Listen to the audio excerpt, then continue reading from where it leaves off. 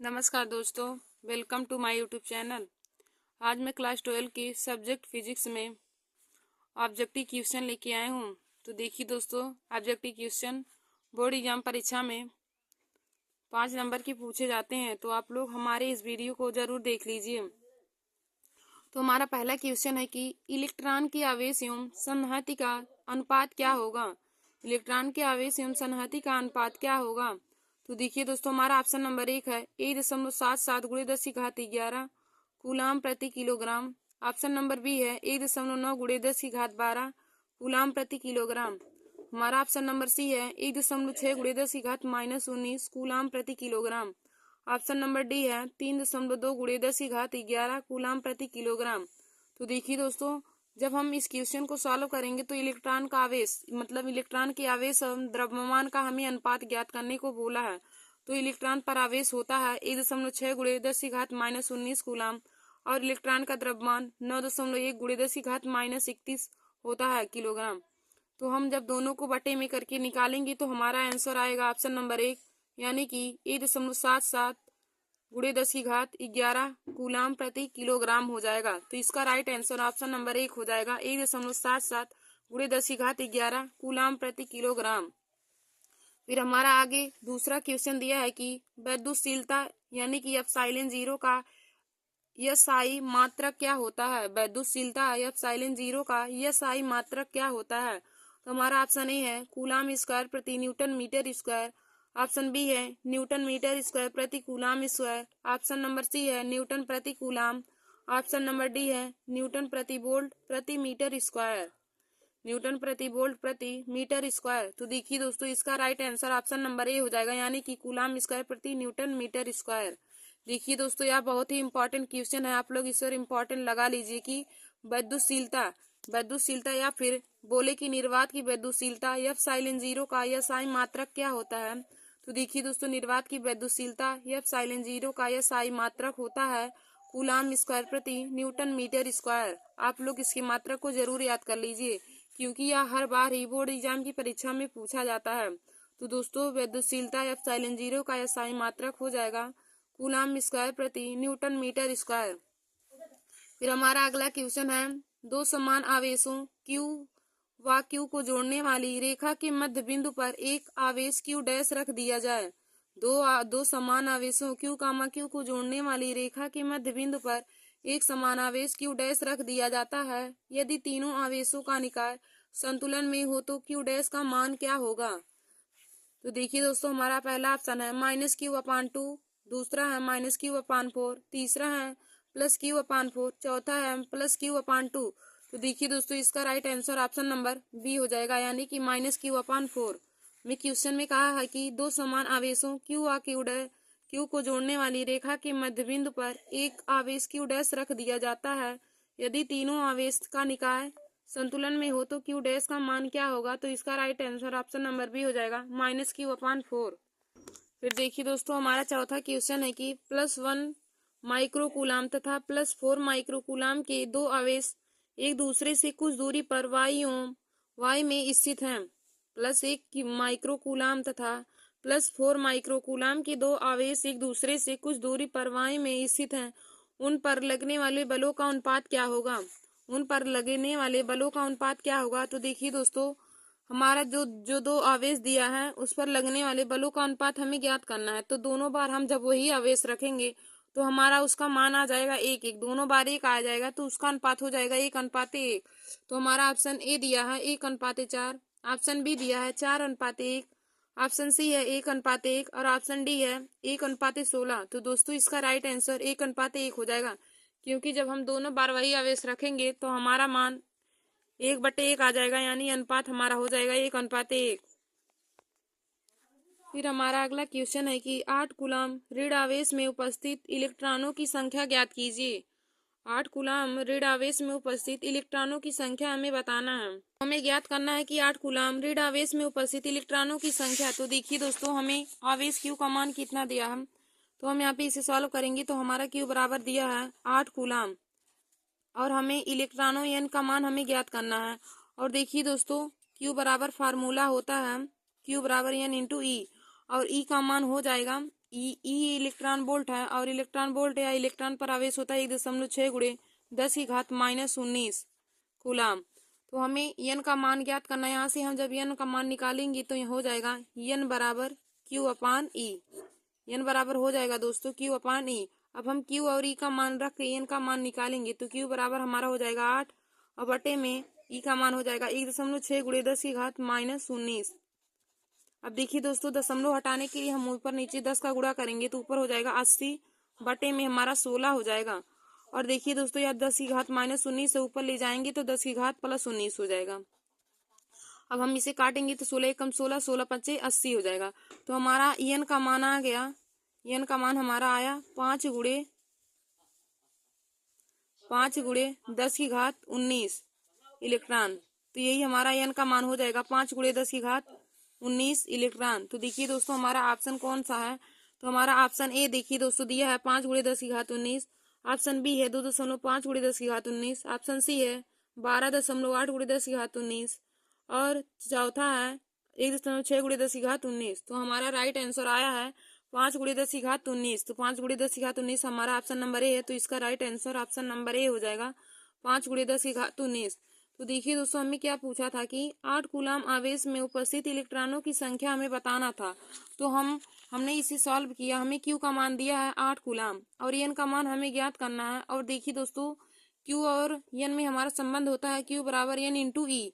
और ई का मान यानी कि इलेक्ट्रॉन पर आवेश होता है, एक इलेक्ट्रॉन पर आवेश होता है 1.6 गुणे 10⁻⁻19 कूलाम।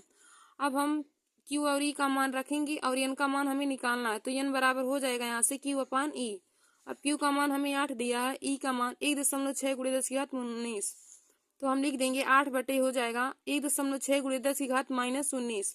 अब देखिए दोस्तों नीचे हमारा 1.6 है यानी कि हम दशमलव हटाने के लिए ऊपर नीचे 10 का गुणा करेंगे तो गुणा जब 10 में करेंगे 8 में 10 का करेंगे 80 हो जाएगा, बटे में 16 हो जाएगा। और देखिए दोस्तों 10 की घात जो हमारा -19 नीचे है, जब हम इसको ऊपर ले जाएंगे तो 10 की घात +19 हो जाएगा। अगर ऊपर हमारा घात प्लस है नीचे लाने पर माइनस हो जाता है, और माइनस अगर नीचे घात हमारा माइनस है ऊपर जाने पर वह प्लस हो जाता है। तो ऊपर जाने पर हो जाएगा 80 गुणे 10 की घात 19 बटे में 16। अब 16 से हम 80 को काटेंगे तो 16 1 कम 16 16 25 80 हो जाएगा। तो यहाँ पे एन बराबर हमारा आ गया 5 गुणे 10 की घात 19 इलेक्ट्रॉन। हमें इलेक्ट्रॉनों की संख्या पूछा था तो हम लिख देंगे एन बराबर 5 गुणे 10 की घात 19 इलेक्ट्रॉन। तो दोस्तों हमारा 5वें क्वेश्चन का राइट आंसर 5वें क्वेश्चन का राइट आंसर हो जाएगा ऑप्शन नंबर ए यानी कि 5 गुणे 10 की घात 19 इलेक्ट्रॉन आ जाएगा। फिर हमारा अगला दिया है कि एक वर्ग के दो विपरीत कोणों पर आवेश क्यू रखे हैं, दूसरे दो विपरीत कोणों पर क्यू आवेश हैं। यदि किसी क्यू पर नेट विद्युत बल 0 हो तो कैपिटल क्यू अपान स्मॉल क्यू बराबर है।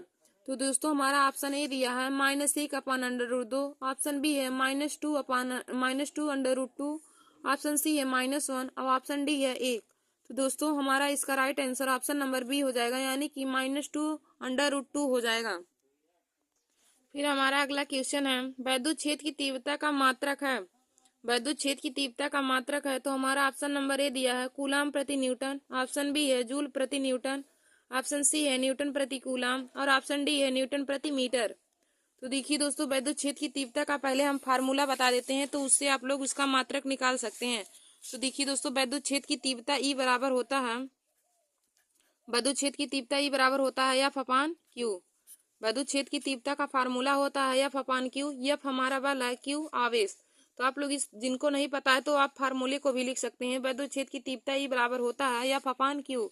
तो एफ देखिए दोस्तों बल है और क्यू आवेश है, तो बल का मात्रक हमारा न्यूटन होता है, न्यूटन, और क्यू का मात्रक हो जाएगा कूलाम। तो न्यूटन प्रति कूलाम इसका मात्रक हो जाएगा।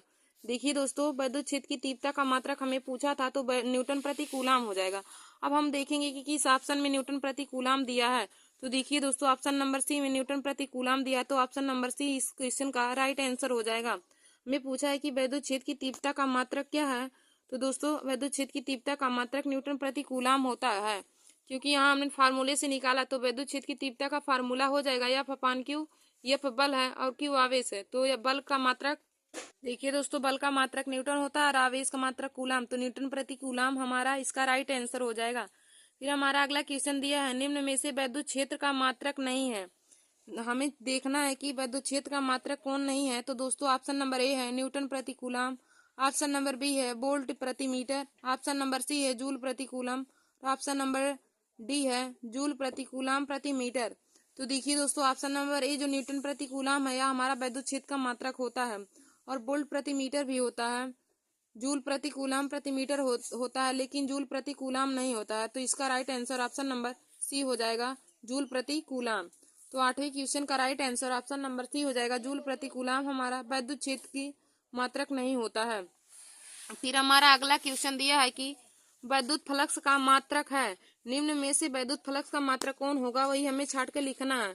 तो दोस्तों हमारा ऑप्शन नंबर ए दिया है न्यूटन प्रति कूलम, ऑप्शन नंबर बी है volt into metre, option number C है वोल्ट प्रति मीटर, और ऑप्शन नंबर डी है न्यूटन मीटर प्रति कूलम, न्यूटन इंटू मीटर प्रति कूलम। तो देखिए दोस्तों जो हमारा ऑप्शन नंबर ए दिया है ये न्यूटन प्रति कूलम यह विद्युत क्षेत्र की तीव्रता का मात्रक होता है।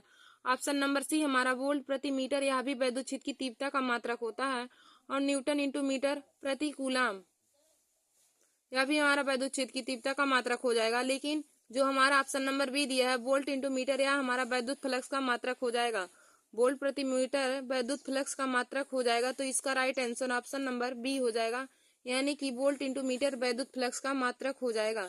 तो हमें क्वेश्चन में पूछा था कि विद्युत फ्लक्स का मात्रक क्या है, तो दोस्तों यही हो जाएगा, वोल्ट इंटू मीटर विद्युत फ्लक्स का मात्रक हो जाएगा।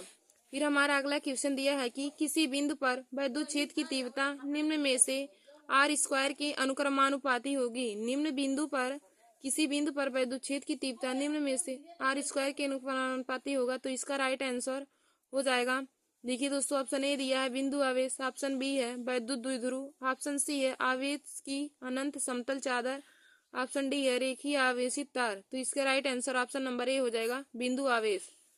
फिर हमारा अगला क्वेश्चन है विद्युत क्षेत्र वेक्टरी में वेक्टर पी आघूर्ण वाले द्विध्रुव पर लगने वाला बल युग्म आघूर्ण है। हमारा क्वेश्चन है कि विद्युत क्षेत्र वेक्टरी में विद्युत द्विध्रुव आघूर्ण पी आघूर्ण वाले द्विध्रुव पर लगने वाले बल आघूर्ण है। तो देखिए दोस्तों बल आघूर्ण में टाउ बराबर होता है पी इंटू ई।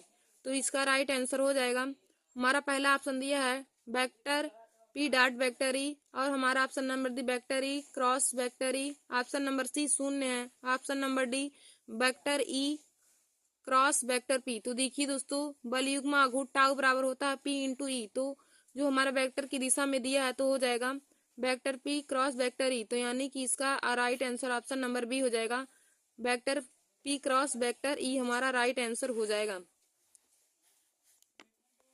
फिर हमारा अगला क्वेश्चन है कि दो बिंदु आवेशों के बीच एफ न्यूटन स्थिर वैद्युत बल कार्य करती है, यदि आवेशकों को प्रावैद्युतांक के माध्यम में रख दिया जाए तो यह बल होगा। दो बिंदु आवेशों के बीच एफ न्यूटन स्थिर वैद्युत बल कार्य करता है, यदि आवेशकों के प्रावैद्युतांक के माध्यम में रख दिया जाए तो यह बल होगा। तो देखिए दोस्तों आवेशों को जब कि प्रावैद्युतांक वाले माध्यम में रख दिया जाएगा तो बल हमारा हो जाएगा क्या, तो हमें ऑप्शन ए दिया है के इंटू एफ, ऑप्शन बी है के अपान एफ, ऑप्शन सी है एफ, और ऑप्शन डी है एफ अपान के। तो देखिए दोस्तों के प्रावैद्युतांक के माध्यम में जब हम बल को रख देंगे तो उसका बल हो जाएगा एफ अपान के, यानी कि इसका right answer option number D हो जाएगा एफ अपान के। हमारा अगला क्वेश्चन दिया है कि वैद्युत विभव का मात्रक है, वैद्युत विभव का मात्रक होगा। तो दोस्तों हमारा ऑप्शन नंबर ए है जूल प्रति कूलम, ऑप्शन नंबर बी है joule into coulomb, option C है कूलम प्रति जूल, ऑप्शन डी है न्यूटन प्रति कूलम। तो देखिए दोस्तों वैद्युत विभव बी बराबर हम पहले फार्मूला बताते हैं, उसके बाद फार्मूले से हम इसका मात्रक निकाल लेंगे। तो देखिए दोस्तों वैद्युत विभव बी बराबर होता है डब्ल्यू अपान क्यू, वैद्युत विभव भी बराबर होता है डब्ल्यू अपान क्यू। डब्ल्यू हमारा कार्य है, क्यू आवेश है। देखिए दोस्तों वैद्युत विभव भी बराबर हो जाएगा डब्ल्यू अपान क्यू, डब्ल्यू कार्य है और क्यू आवेश है, और कार्य का मात्रक जूल होता है और आवेश का मात्रक कूलम हो जाएगा। तो हो जाएगा जूल प्रति कूलम, जूल प्रति कूलम वैद्युत विभव का मात्रक हो जाएगा। देखिए दोस्तों वैद्युत विभव का मात्रक क्या हो जाएगा, जूल प्रति कूलम।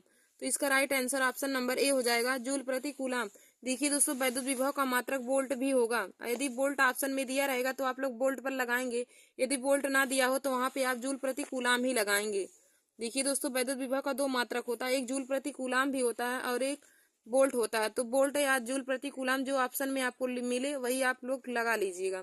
फिर हमारा अगला क्वेश्चन दिया है कि ई बराबर 0 तीव्रता वाले विद्युत विभव में ई बराबर 0 विद्युत तीव्रता वाले विद्युत क्षेत्र में विभव V व R के बीच समय के R के साथ क्या परिवर्तन होगा। ई बराबर 0 तीव्रता वाले विद्युत क्षेत्र में विभव V का दूरी R के साथ परिवर्तन होगा। तो ऑप्शन नंबर ए दिया है V अनुक्रमानुपाती 1/R। ऑप्शन बी है V अनुक्रमानुपाती R।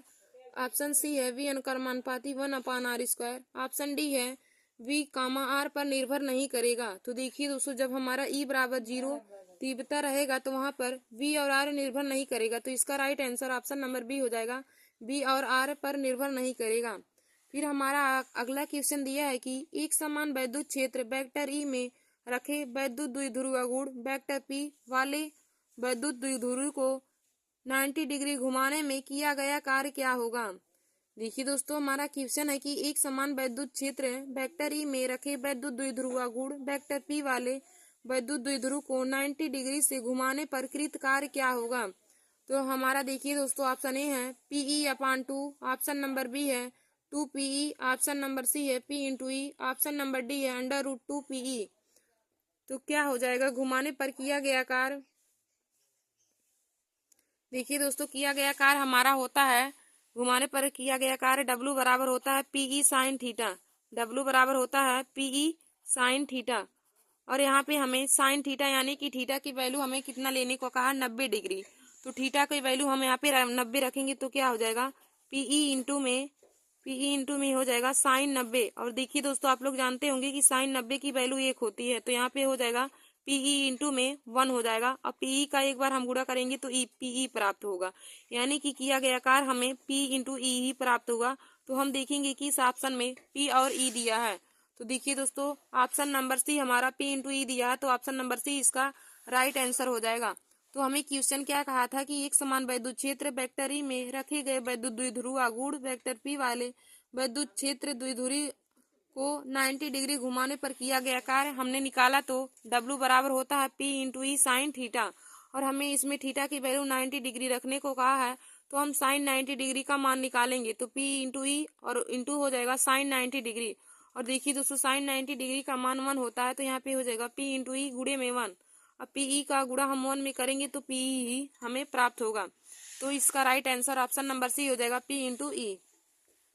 फिर हमारा अगला क्वेश्चन है कि एक 5 सेंटीमीटर त्रिज्या वाले धातु की खोखले गोली सतह को इस प्रकार आवेशित किया जाता है कि इसके तल पर 10 वोल्ट का विभव प्राप्त हो। तो केंद्र पर विद्युत विभव क्या होगा। तो हमें ऑप्शन नंबर ए भी दिया है 0 वोल्ट। ऑप्शन नंबर बी दिया है 10 वोल्ट। ऑप्शन नंबर सी है वही विभव जो तल से 5 सेंटीमीटर की दूरी पर है। और ऑप्शन नंबर डी है वही विभव जो तल से 25 सेंटीमीटर की दूरी पर है। तो देखिए दोस्तों, इसका राइट आंसर क्या हो जाएगा, ऑप्शन नंबर बी 10 वोल्ट। देखिए दोस्तों, जब 5 सेंटीमीटर त्रिज्या वाले धातु की खोखली सतह को आवेशित किया जाएगा तो जो उसके तल पर होगा वही उसके केंद्र पर भी वोल्ट उत्पन्न होगा। यानी कि तल पर हमारा 10 वोल्ट उत्पन्न हुआ है तो उसके केंद्र पर भी 10 वोल्ट उत्पन्न होगा। तो इसका right answer option number B हो जाएगा 10 वोल्ट। फिर हमारा अगला दिया है कि दो विद्युत आवेश केवल प्रावैद्युतांक वाले माध्यम में रखे गए हैं, उनके माध्यम मध्य लगने वाला स्थिर वैद्युतिक बल F है। यदि माध्यम का प्रावैद्युतांक बदलकर K2 हो जाए तो उनके मध्य स्थिर वैद्युतिक बल क्या होगा। तो ऑप्शन ए है कि K2/K1 इंटू F।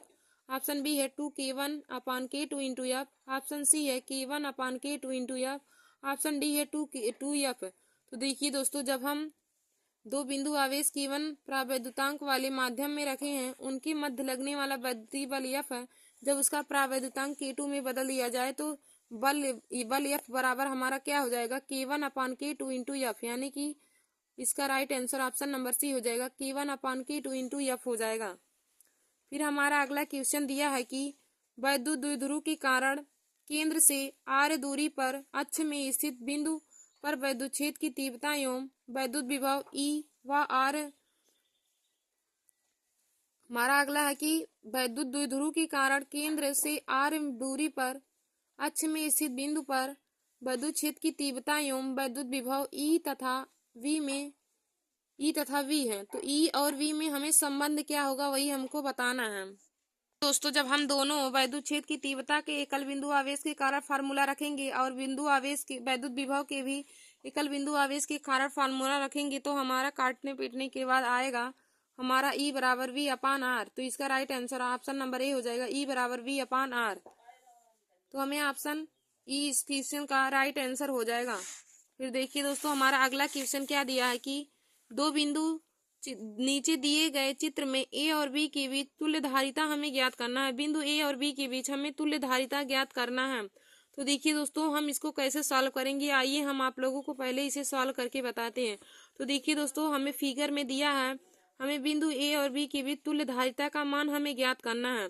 तो देखिए दोस्तों पहले देखिए जो तीनों धारिता हमारे हैं, तीनों धारिता पहले हम इन तीनों धारिता को हम समांतर क्रम संयोजन में जोड़ेंगे, श्रेणी क्रम संयोजन में। फिर उसके बाद जो प्राप्त होगा आवेश उसको हम जो धारिता प्राप्त होगी उसको हम इस 3 माइक्रोफैरड के धारिता के साथ समांतर क्रम में जोड़ देंगे। तो देखिए दोस्तों पहले हम लिखेंगे कि 3 माइक्रोफैरड तथा 3 माइक्रोफैरड और 3 माइक्रोफैरड के तीनों धारिता हमारे श्रेणी क्रम संयोजन में जुड़े हुए हैं। तो देखिए दोस्तों धारिता तुल्य धारिता निकालने का श्रेणी क्रम संयोजन का फार्मूला क्या होता है कि श्रेणी क्रम संयोजन में फार्मूला होता है श्रेणी क्रम संयोजन का तुल्य धारिता निकालने का श्रेणी क्रम संयोजन में फार्मूला होता है 1/c बराबर 1/c1 plus 1/c2 plus 1/c3 होता है। और समांतर क्रम में क्या होता है, समांतर क्रम में क्या हो जाएगा दोस्तों, समांतर क्रम में तो हो जाएगा समांतर क्रम में दोस्तों समांतर क्रम में हो जाएगा C बराबर C1 प्लस में C2 हो जाएगा प्लस C3। तो देखिए दोस्तों जो प्रतिरोधों में हमारा श्रेणी क्रम में होता है फार्मूला वह हमारा संधारित्र में समांतर क्रम में होता है, और जो प्रतिरोधों का समांतर क्रम होता है वह हमारा संधारित्र में श्रेणी क्रम में हो जाएगा। तो यहाँ पे हमने बताया आप लोगों को तीनों ओम की जो तीनों प्रतिरोध समांतर क्रम में जुड़े हैं। तो हम पहले निकालेंगे यहाँ से 1/c बराबर हो जाएगा 1/3 प्लस 1/3 प्लस में 1/3 हमारा हो जाएगा। अब देखिए दोस्तों यहाँ से हमें 1/c बराबर क्या हो जाएगा, हमारा लास्ट तीनों का हमारा अंश हर बराबर है तो हम लिख देंगे 3 और ऊपर का हमारा सब जुड़ जाएगा तो 1 + 1 हो जाएगा। अब देखिए दोस्तों 1 1 1 जोड़ेंगे तो 3/1 हो जाएगा। यहाँ से हम इसको काटेंगे तो 1 आ जाएगा, यानी कि हमारा C बराबर आ गया 1 माइक्रोफैरड। C बराबर हमारा आ गया है 1 माइक्रोफैरड। और देखिए दोस्तों अभी हमें A और B के बीच हमें तुल्य धारिता ज्ञात करना है। तो A और B के बीच एक और संधारित्र लगा हुआ है जिसकी धारिता है 3 माइक्रोफैरड। अब जो यहाँ पे हमें प्राप्त होगा वह श्रेणी क्रम वह 1 वाला और हमारा 3 वाला माइक्रोफैरड का जो है धारिता वह दोनों अब हमारा समांतर क्रम में हो जाएगा। तो हम यहाँ पे लिख देंगे, फिर हम निकालेंगे आगे। तो C बराबर हमारा हो जाएगा 1 प्लस में 3, तो 3 में 1 जोड़ेंगे 4 माइक्रोफैरड हमारा आ जाएगा। तो 4 माइक्रोफैरड इस क्वेश्चन का राइट आंसर है। तो ऑप्शन जिसमें हमारा 4 माइक्रोफैरड रहेगा वही सही हो जाएगा। तो हमारा ऑप्शन ए है 12 माइक्रोफैरड, ऑप्शन बी है 6 माइक्रोफैरड, ऑप्शन सी है 4 माइक्रोफैरड, ऑप्शन डी है 3 माइक्रोफैरड। तो इसका right answer option number C हो जाएगा 4 माइक्रोफैरड। फिर हमारा अगला है देखिए दोस्तों निम्नलिखित संधारिता का मात्रक कौन सा है। हमारा ऑप्शन ए है कूलाम, ऑप्शन बी है एम्पियर, ऑप्शन सी है वोल्ट, ऑप्शन डी है कूलाम प्रति वोल्ट। तो देखिए दोस्तों जो ऑप्शन ए कूलाम है, कूलाम हमारा आवेश का मात्रक होता है, एम्पियर वैद्युत धारा का मात्रक होता है, वोल्ट वैद्युत विभव का मात्रक होता है और कूलाम प्रति वोल्ट हमारा वैद्युत धारिता का मात्रक हो जाएगा। तो इसका right answer option number D हो जाएगा कूलाम प्रति वोल्ट। तो देखिए दोस्तों वैद्युत धारिता C बराबर होता है Q/V। तो C बराबर होता है फार्मूला वैद्युत धारिता C बराबर होता है Q/V। अब Q का मात्रक कूलाम होता है और V का मात्रक विभवांतर है तो V का मात्रक हो जाएगा वोल्ट। तो कूलाम प्रति वोल्ट वैद्युत धारिता का मात्रक हो जाएगा। तो इसका right answer option number C हो जाएगा कूलाम प्रति वोल्ट।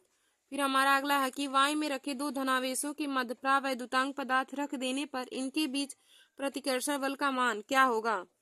तो ऑप्शन नंबर ए है बढ़ जाएगा, ऑप्शन नंबर बी घट जाएगा, ऑप्शन नंबर सी वही रहेगा, ऑप्शन नंबर डी है 0 है। देखिए दोस्तों, जब y में दो धनावेशों के मध्य प्रावैद्युतांक पदार्थ रख देने पर उनके बीच प्रतिकर्षण बल का मान क्या होता है, तो घट जाता है। तो इसका right answer option number C हो जाएगा, यानी कि घट जाएगा। तो दोस्तों, आज मैंने आप सभी लोगों को क्लास 12 सब्जेक्ट फिजिक्स में मोस्ट इम्पॉर्टेंट बहुविकल्पी क्वेश्चन करा दिए हैं, और हम और भी बहुविकल्पी क्वेश्चन लाएंगे तो उस पर हम दूसरा वीडियो बनाएंगे। धन्यवाद दोस्तों। ऐसे हमारे वीडियो को देखने के लिए आप सब लोग हमारे YouTube channel Nancy success classes को सब्सक्राइब कर लीजिए और अपने दोस्तों में शेयर करना ना भूलें। धन्यवाद दोस्तों।